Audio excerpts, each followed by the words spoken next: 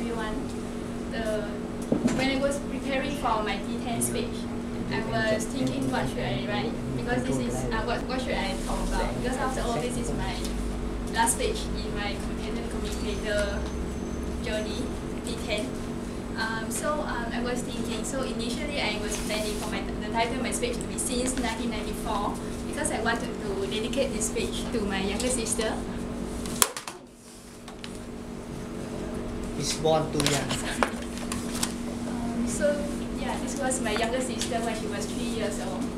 And then I was thinking, what should I write about my younger sister? Then I realized, after all, I didn't really want to talk too much about my younger sister. What I wanted to talk about is my love for my younger sister. So maybe another title of this speech would be more appropriate, which is love.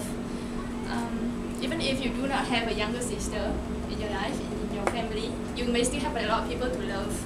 And because it is this love that, after all, when you think back in your life, these are the moments that how you define your life, define what happened to you.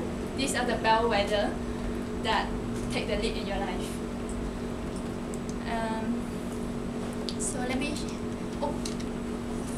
So when I was thinking what happened to me when I was 4 years old, when I tried to recall my childhood, recall what happened to different stages of my life. When I was 4 years old, the only thing that I could remember was this alarm clock. Why was that alarm clock was so important? Because I don't know how, but the blinking number and the red number and the fact that the numbers are changing every minute was very magical to me. So every morning when I wake up, I would come and to say hi to this alarm clock. And every evening before I sleep, I would say goodbye to it. And every moment of the day, I would come back to see how the alarm clock is doing. So there was one moment when this alarm clock stopped working.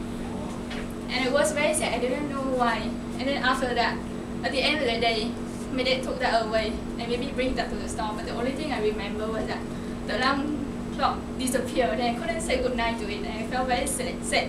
And I remember I was sleeping I was crying in my sleep.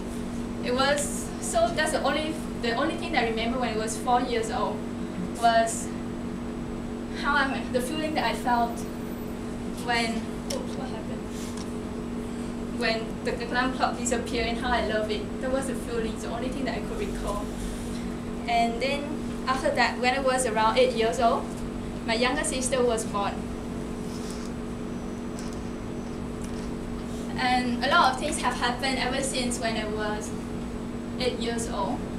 Initially, when I tried to learn how to carry a baby and how to not dropping her when she was sleeping on my arms, and also a lot of things happened that we were like, until now we have grown up and we do a lot of things together. And when I try to recall what happened to me over the last 17 years, the only thing that I can recall is actually the feelings of the moments that happened between me and my younger sister. There was a time when she was around 2 years old, and it was the first time when she went to kindergarten. And so I bring my younger sister to the kindergarten in the morning, and in the afternoon when I come to pick her, she was still sitting at the same spot where I left her in the morning. And the teacher told me that for the whole day she refused to move at all. She didn't, when the people tried to feed her, she didn't agree to, and she didn't even go to toilet for the whole day. So that happens for a few days after that. But the thing was that when I came to pick her, she was all smiling and she was very happy. And the feeling was that I was very touched because of the hundreds of people at the kindergarten. I was the only one that she could trust. And when I came, it was the first time I should go to toilet and eat for the whole day. And so after that, after the first week, she finally got used to kindergarten and she eat and go to toilet as a normal kid. And so after, when I was, so the next time, when we grow up, I and my younger sister have a sisterhood tradition. This is a very special tradition that we only make among ourselves, that we will make each other presents or buy each other presents for every special occasions of the day, of the year, regardless what occasion it is for. including Valentine, Teachers' Day, Children's Day, Women's Day, Chinese New Year, my mother's birthday, my younger sister's birthday, every special occasion. So almost every month we will have some special occasion to make presents for each other.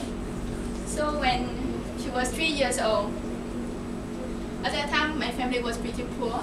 So I saved a bit of money from the amount that my mother gave me for breakfast, and I bought her a bit of candies to give her for before Christmas.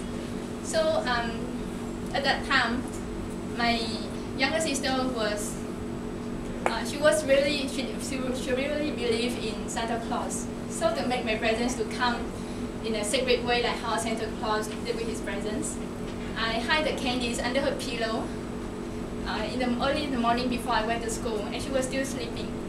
So at noon when I came back, I saw my younger sister was all standing at the door. She must have been waiting there for a long time.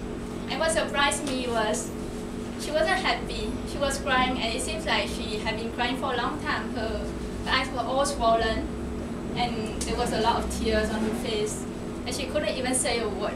So I was wondering what happened to my candies and what happened to my younger sister. Maybe she got food poison. But in fact, I came to realize that Little Mouse was taking advantage of the situation and took away all the candies, and leaving all behind was the wrapping papers. So and I realized that my younger sister had been crying at the door for a long time, ever since early morning when she woke up, and she realized that all the candies were gone and all my present was gone. No more Santa Claus and no more present. She knew at that time that the present was from me because of the writing that I wrote on the card, the drawing that we draw on the card. So all left was just candy papers. And at that time, it was the first time that I see a baby crying so long, and I felt very touched. And I thought, how can a baby cry so long, and such a poor thing for her? She don't eat her candy and she had to cry for the whole morning. And what now I recall, I don't recall exactly what candy I bought for her, or what that happened to, where did I go to buy the candies. But what I recall was the feeling when I saw her at the front door of my house. And even now, when my younger sister have grown up, a lot of things have happened to her. She has become a very grown-up baby. But those are all the feelings I remember. And ever since 1994, a lot of things have happened to me. I have come across a lot of good friends have come by that made important benchmarks in my life. But what I recall was still the feelings I have with all the important people. And the message of my speech today to you is, it is the feelings that are most important. So the message is, after all, it is the feelings and the affections that form the benchmarks of our life and that make our life meaningful. So remember to love someone or something today, because what is our life without love? Thank you. Thank you.